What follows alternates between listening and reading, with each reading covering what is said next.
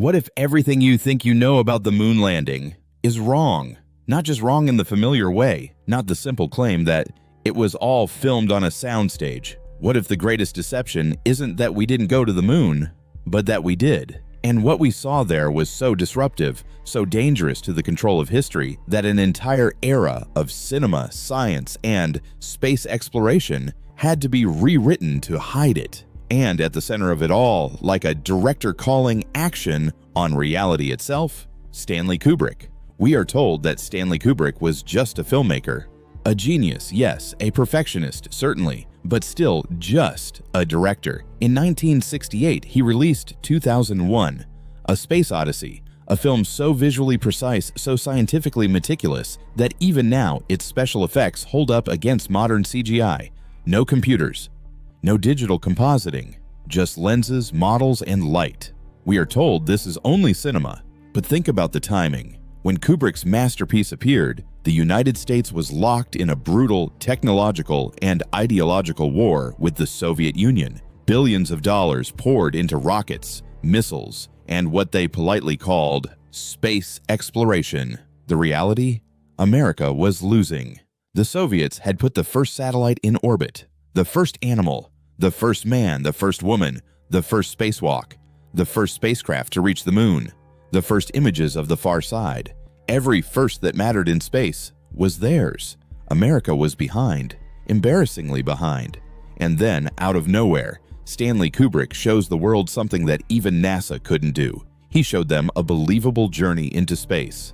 Ships gliding in silence, weightless actors moving with uncanny realism, artificial gravity that looked real, views of the moon and Earth so convincing that even engineers had trouble distinguishing frames from reality. We are told this was just a movie, but those images did something else. They proved a terrifying possibility to the US government. If we can't make it to the moon in time, we can fake it. In 1961, President John F. Kennedy stood before the world and said the words that would haunt NASA for the next decade. We choose to go to the moon in this decade. Not someday, not eventually. In this decade. At that moment, the United States did not have a rocket powerful enough to do it, a spacecraft that could land on another world, a life support system that could sustain humans in deep space when a tested way to bring them back alive. The Soviets were years ahead, yet we are told that in just 8 years from Kennedy's speech to July 20th, 1969, America went from explosion-prone rockets and deadly test flights to flawlessly sending men 240,000 miles away, landing them on another world, televising it live to 600 million people, then bringing them home. On the first try, no fatal accidents on the way there or back, no lost crews in deep space, no total mission failures that ended in silence forever. We are told this was just great engineering and American ingenuity. But mathematics does not lie. You don't leapfrog a rival who has all the early advantages, with less tested hardware, less flight time, and less experience in orbit, without staggering risk. Yet the official story is one of near-perfect success. 7 attempts to land on the moon, 6 successful, only 1 aborted before landing. We are told this is just good planning, but if this were a movie script, you'd say it was too convenient, too clean, too scripted. From the moment Neil Armstrong and Buzz Aldrin stepped onto the surface of the moon, people felt it. Something was off. Rumors of a hoax started immediately, not decades later, not as some fringe afterthought, but in real time. Even science journalists reported seeing NASA staff handing out flyers joking that the landing was faked, a joke that strangely never went away. We are told this was just dark humor, but something about the footage and photos bothered people. Let's start with the simplest anomaly. The shadows on the moon. We are told there is one major light source, the sun. No air, no clouds, no atmospheric glow, no streetlights, just one distant star. In such a pure environment, shadows should behave in a very straightforward way. Parallel beams of sunlight, parallel shadows. And yet, in Apollo photographs, the shadows go in different directions. Some are angled toward each other, others seem at right angles. To explain that with a single light source, you'd have to bend the laws of geometry. But on a movie set, with multiple lights placed around a scene, those same impossible patterns appear instantly. We are told this is just perspective. We are told you don't understand optics. But we don't need a PhD to notice this. On a studio floor, shadows radiate outward from an object relative to the camera. On a real landscape lit only by the sun, they behave differently. Which one does the moon look like? A barren crater 240,000 miles away? Or a soundstage in Burbank? The light that shouldn't be there. Next anomaly. Look at the astronauts when they're in shadow, behind the lunar module, or on the dark side of the scene. In a vacuum with only a tiny faraway sun, those shadows should be near pitch black. Your eyes and camera would struggle to see anything. And yet the astronauts are beautifully lit. Their suits glow with soft, flattering light. Their equipment is clear. Their movements are visible, crisp, cinematic. In Hollywood, we call this a key light, the main light source, and a fill light to brighten the shadows. On the moon, we are told, there is no fill light, only the sun. So where is all that extra light coming from? We are told the lunar surface reflects light. Convenient. The dust beneath their boots, we are told, acts as a natural reflector. The ground itself is the fill light. But again, there's a problem. This natural reflector just happens to behave exactly like a professionally lit film set. Even the reflections in their helmets, which should show the harsh glare of a single sun, sometimes appear to reveal neat lines of repeated bright points, like studio lights. We are told this is just distortion, but once again, the pattern is familiar. It doesn't look like nature. It looks like production. The prop that shouldn't exist. Then there's the rock. One famous lunar photograph shows a rock with a clear marking on it, a letter C.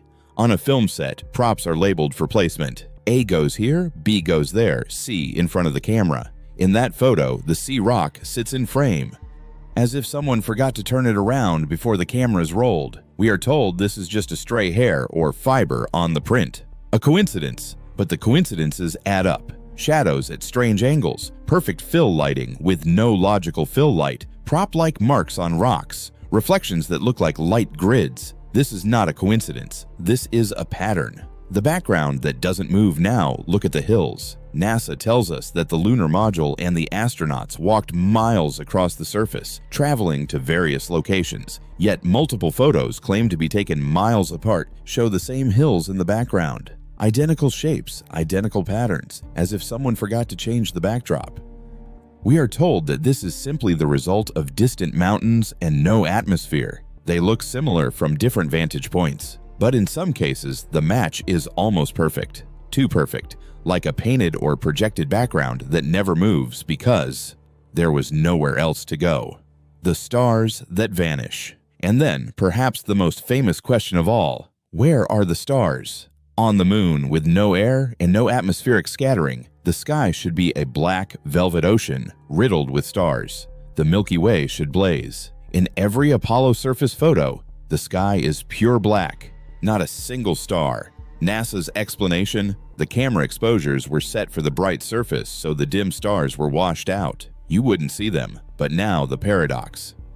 The astronauts also insisted for years that they could not see stars with the naked eye from the surface during the daytime lunar operations. We are told the surface was too bright, yet NASA's navigation systems relied on stars. Crews were trained to sight stars through telescopes and sextants to orient themselves in space. So which is it? Were stars invisible or essential? You cannot both depend on celestial navigation and then claim the stars were never visible. The contradiction is right there in the official story. This is not a coincidence. This is a pattern. We are told that the lunar module was a marvel of engineering, a spidery little craft with a descent engine producing thousands of pounds of thrust, powerful enough to bring the astronauts down gently onto the surface. We are told that the soil on the moon is powder-fine dust. So ask yourself, where is the blast crater? Where is the scorched pit under the engine? Where is the blown-out halo of dust? Why are the landing pads so clean they look fresh off the assembly line? NASA's answer: the engine was throttled back. The surface was compacted. The dust didn't behave as you'd expect. In other words, don't trust your eyes, trust us. But then we're told that the ascent stage, the top half of the lunar module, fires a rocket to lift off from the surface and rejoin the command module in lunar orbit. Watch the footage. There is no exhaust plume, no fire, no blast. The module simply pops up, almost delicately. It wobbles slightly like something being lifted on wires. The camera tracks it perfectly, zooming and panning as it rises and exits frame. Who moved the camera? There was no one left on the surface. No camera operator, no second unit. We are told the camera was pre-programmed and remote-controlled, perfectly framed, perfectly time-meet, perfectly following. We are told this is just good planning. But how many perfect coincidences do we allow before we stop calling them coincidences? Dry numbers, cold physics. No lens trick can fix this. In 1958, scientist James Van Allen discovered two massive belts of high-energy particles wrapped around Earth like invisible handcuffs. The Van Allen radiation belts. Any spacecraft leaving low Earth orbit must pass through them. They are not gentle. They are filled with electrons and protons so energetic that early instruments thought they were detecting nuclear explosions. We are told that Apollo went right through them. We are told that thin aluminum skin and a quick transit kept the astronauts safe. We are told that this was not a major problem. But listen to NASA today. Engineers working on new spacecraft openly admit that deep space radiation remains one of the hardest problems to solve. We must solve these challenges before we send people through this region of space. Right now, we can only fly in low Earth orbit. That's the farthest we can go.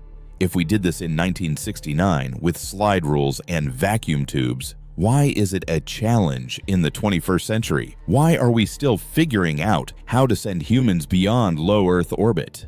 If we supposedly mastered it half a century ago, landed on another world 6 times, and brought everyone back alive, we are told we lost the technology, we destroyed it. It's a painful process to build it back. Destroyed it. Think about that.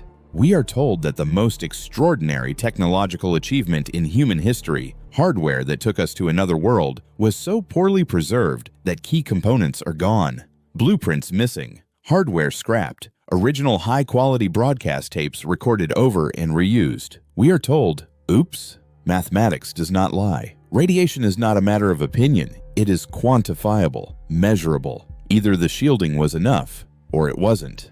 Either we know how we did it, or we don't. So why, after winning the race, did we step backward? Why did we retreat to low Earth orbit and stay there for decades? This is not a coincidence. This is a pattern. By the mid-1960s, NASA had a problem. On paper, it was about rockets, fuel, and physics. But underneath, it was about something else. Image. The moon had become more than a scientific goal. It was a symbol of dominance. Whichever superpower could plant their flag first would claim not just the moon, but the future. Failure was unthinkable. And then in 1968, a film appeared that seemed to solve a crisis no press release could admit. 2001, A Space Odyssey. We are told that NASA consulted on the film, that their experts advised Kubrick so he could make his fiction more realistic. But what if it wasn't one way? What if the government looked at 2001 and realized, this man can show the world what we want them to see, even if we can't yet do it ourselves? The theory has a name now. Kubrick's Odyssey. According to this hypothesis, Kubrick was approached with an offer. Help us stage the moon missions on film. In return, you get unprecedented freedom, funding, and access. The carrot. Artistic control for life. The stick. Leverage. Secrets. Compromising information. Maybe even family ties invented or exaggerated to pressure him. We may never know the exact details, but consider what we do know.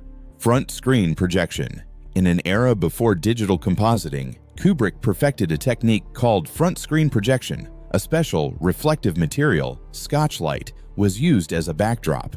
A projector fired an image at it from the front. Because of how the material reflected light, the background lit up brilliantly on camera, while the actors and sets in front stayed perfectly exposed. No matte lines, no visible edges, just seamless realism. In the Dawn of Man sequences in 2001, we see actors in ape suits in what appears to be a vast African desert.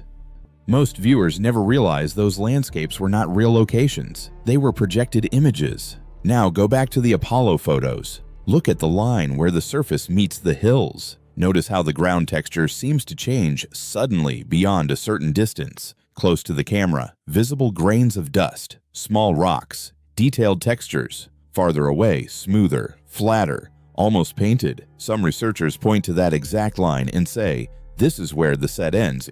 The projection begins. We are told this is just the limit of resolution. We are told that you are seeing things that aren't there. But the technique exists. Kubrick used it brilliantly, and Apollo imagery at times looks disturbingly similar. Later, Kubrick would make another film, a horror story about a writer slowly losing his mind in an isolated hotel. On the surface, The Shining is about ghosts, violence, and madness. But some believe it's something else. A coded confession. We are told this is ridiculous. But let's look. In one scene, the young boy Danny sits on a hexagonal pattern carpet that, some say, resembles launch pads seen from above. On his chest is a knitted sweater. Apollo 11. He stands up from that pad-like pattern, like a rocket. He walks down a hallway and stops in front of a door, room 237. In Stephen King's original novel, the room number was 217. Kubrick changed it. Why? Proponents of the theory note that the average distance to the moon is about 237,000 miles. Room 237, the room where the secret is. Coincidence? We are told yes. Later, Jack's wife discovers that the pages he has been writing are all the same line. Over and over, all work and no play makes Jack a dull boy. Except some see it differently. A11 work and no play. A11. Apollo 11. The film is full of Native American motifs, rockets and tapestries, patterns that some insist are symbolic references to launches, towers, and structures. Stretching? Maybe. Seeing faces in clouds? Maybe. But remember the larger context. The theory that Kubrick carried a burden, that he had done something so monumental, so secret, that it haunted his work. If you believed you had created the greatest illusion in human history, wouldn't it bleed into everything you did? Wouldn't you try to confess, but never quite say it? Then came the bombshell. An interview surfaced, allegedly filmed before Kubrick's death, with the stipulation that it could not be released for many years. In it, a tired, older man who looks very much like Kubrick sits down and admits it. Yes, he helped fake the moon landing. Yes, it was for patriotism, for prestige, for image. Yes, it was all staged. The internet exploded. Here it was, the missing piece, the director himself confessing. Except there was one problem. It wasn't him. Under closer scrutiny, the Kubrick confession turned out to be a hoax, an actor, a staged mockumentary, a trick. The greatest confession was itself a fabrication. We are told this just proves conspiracy theorists are gullible. We are told this should make us trust the official story more. But what does it really show? Someone wanted the Kubrick theory to go mainstream, then implode. Someone wanted to associate any questioning of the Apollo record with obvious fraud. This is not a coincidence. This is a pattern. At this point, you might think the story is simple. The moon landing was fake. Kubrick filmed it. NASA lied. End of story. But that's too easy, because when you dig deeper, another uncomfortable fact emerges. Much of the classic moon hoax evidence falls apart under closer inspection. Not all of it, but enough to change the shape of the mystery. Shadows and perspective. Those strange shadows. Perspective and wide-angle lenses really can make parallel shadows appear to converge. You can test this yourself on Earth with nothing more than a sunny day and a camera. Move your position, change angle, watch the lines bend on the image. Multiple light sources would produce multiple shadows. Apollo photos show one shadow per object, so maybe there wasn't a battery of studio lights after all. The missing stars, the vanished stars. Bright foreground plus a short exposure time really do erase fainter points of light. It happens in nighttime photography here on Earth all the time. Stand under a stadium spotlight and look up. You won't see many stars, so maybe the black sky isn't proof of a soundstage. The backgrounds, the repeating hills. When higher resolution versions of the photos are examined, the differences become clearer. Slightly different angles, slightly different foreground alignments. The distant mountains simply don't change much because there's no atmospheric haze to help us sense depth. On Earth, our brains use haze and softness to judge distance. On the moon, everything looks crisp, near and far, So maybe those backdrops really are miles away. The prop rock, the sea rock? In some prints it appears, in others it's gone. Likely a hair or fiber in the duplication process, not a smoking gun. The crosshairs. The photos where crosshairs appear to be behind objects. High contrast objects can overwhelm fine markings. Overexposure can make lines disappear behind bright shapes. Not Photoshop, just chemistry. Piece by piece, the simplest hoax arguments are dismantled. We are told this means the case is closed. We are told the moon landing is therefore entirely as described. We are told that every doubt is childish. But that conclusion doesn't match the facts either, because for every little anomaly that can be explained away, there remains a larger pattern that cannot. The Van Allen belts in modern NASA's nervousness about deep space, the destroyed technology and lost tapes, the decades-long refusal to return to the strange testimonies of insiders who claim the images we saw were altered, the habit of color correcting or retouching space photos from other missions, especially Mars. Over and over, we see the same thing, not a single clean, simple lie, a layered reality. Something happened, but what we were shown is not all of it. One of the most chilling testimonies about the moon doesn't come from a director or a conspiracy theorist. It comes from a man named Carl Wolf. He worked as an electronics technician with high-level clearance in the mid-1960s, assisting with photography coming from lunar probes. According to his account, he was working in a secure lab when another airman casually told him something that changed his life.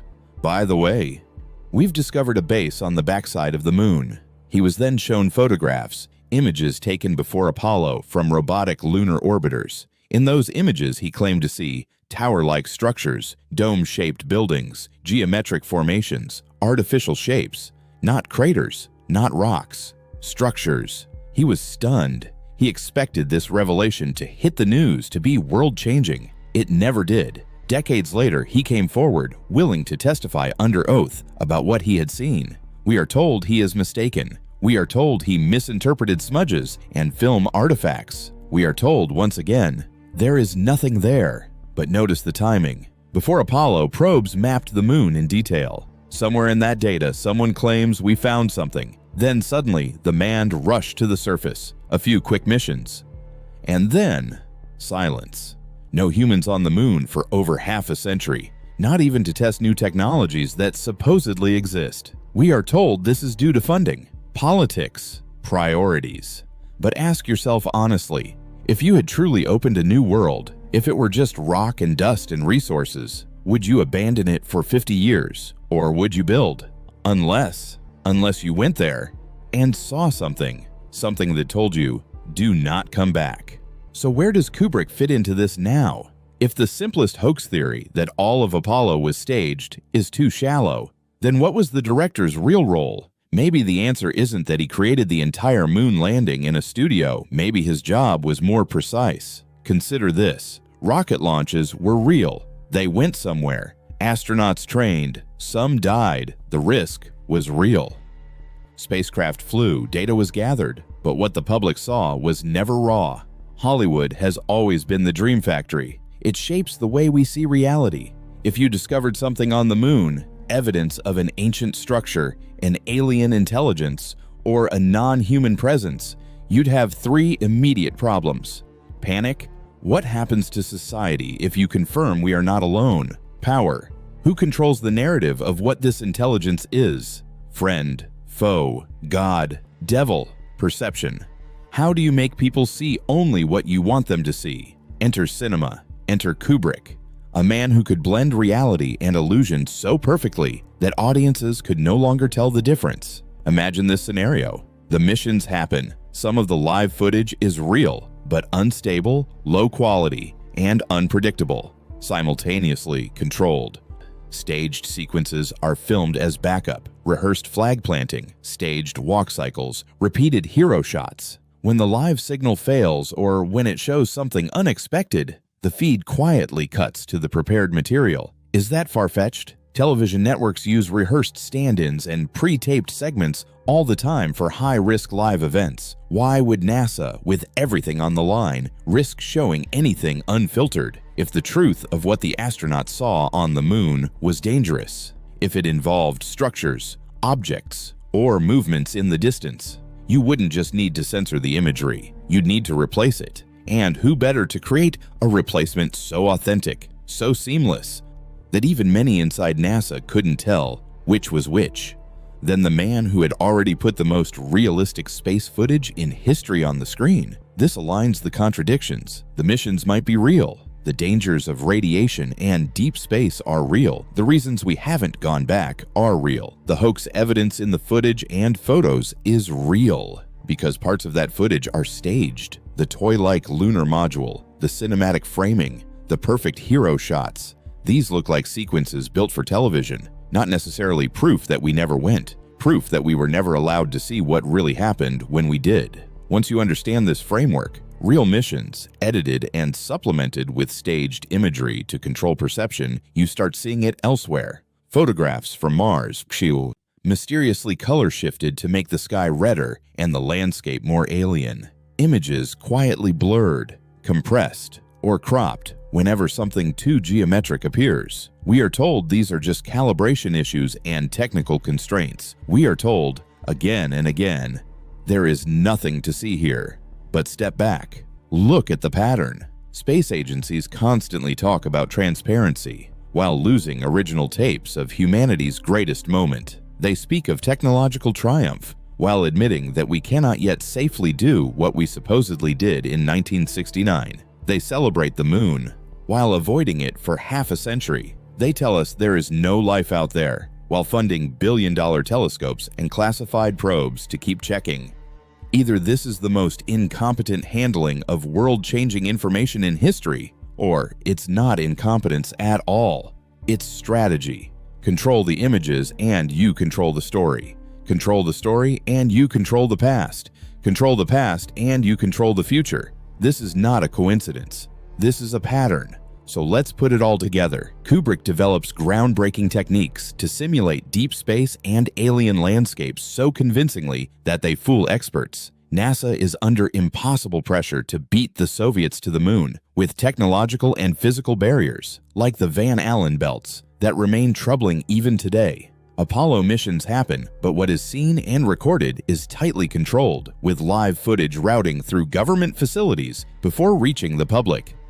Hoax evidence appears primarily in the images and tapes, exactly where staged material would appear, while much of the physics and telemetry supports real flights. Whistleblowers like Carl Wolf claim the real secret is not that we didn't go, but what we found when we got there. NASA and Hollywood develop an increasingly intimate relationship, with movie-style imagery defining our collective idea of space. Modern admissions from NASA about radiation, lost technology, and the difficulty of leaving low Earth orbit contrast sharply with the triumphant narrative of the Apollo era. Add to this one last uncomfortable truth: the easiest way to hide a big secret is to wrap it inside a smaller, louder, more ridiculous one. What if the moon landing was faked in a Hollywood studio theory is that smaller decoy, a conspicuous, noisy narrative designed to attract the curious and keep them busy? Argue about shadows, argue about flags, argue about Kubrick.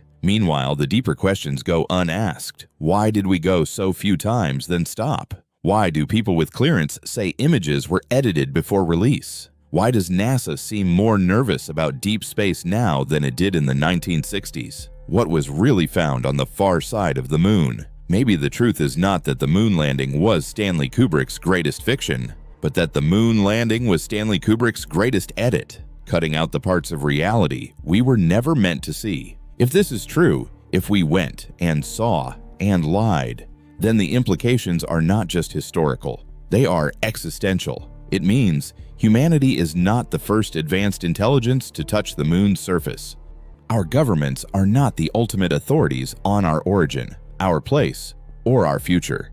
Our religions, our myths, our symbols may be echoes of contact we no longer remember or are not allowed to remember. Our space age may not be a bold first step, but a carefully managed return to a place already occupied. If there are structures on the far side of the moon, ancient towers, shattered domes, geometric complexes, someone built them. If they are not human, then our entire concept of history collapses. If they are human but impossibly old, then our timeline collapses. Either way, the official narrative cannot survive, and so we get something else, a compromised truth, just enough real heroism to inspire us, just enough spectacle to awe us, just enough illusion to keep us from looking past the edge of the frame.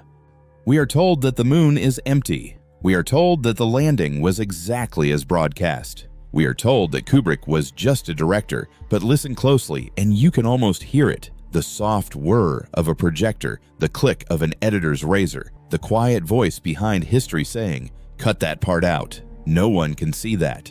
So where does that leave us? Did NASA and Hollywood fool the world? Yes, but not necessarily in the way we're encouraged to argue about. They fooled the world by giving us a story so iconic, so emotionally satisfying, so tightly woven into our identity that we stopped asking what might be outside its frame. They fooled us by turning a revelation into a television event, by replacing a shattering encounter with the unknown with a patriotic, tidy, sponsor-friendly broadcast starring brave men, triumphant music, and a clean ending.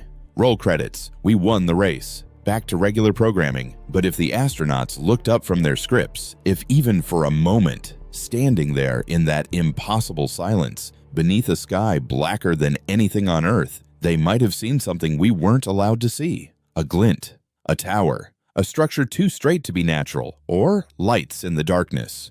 Watching. We are told there is nothing there. We are told we are alone. But the numbers don't agree. The patterns don't agree. The testimonies don't agree. Mathematics does not lie. Logistics do not lie. Radiation does not lie. Images can. So now you have to ask yourself, what is more frightening?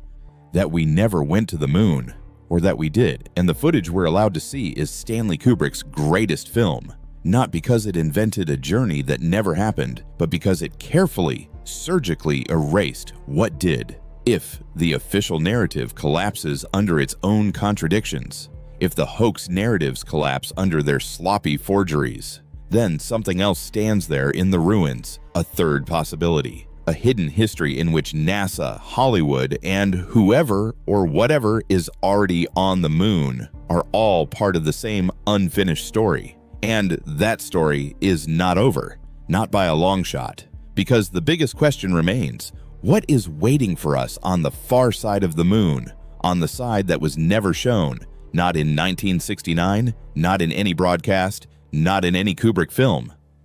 And when we finally go back, not just with rockets and cameras, but with eyes open, what will we find? The investigation is only beginning.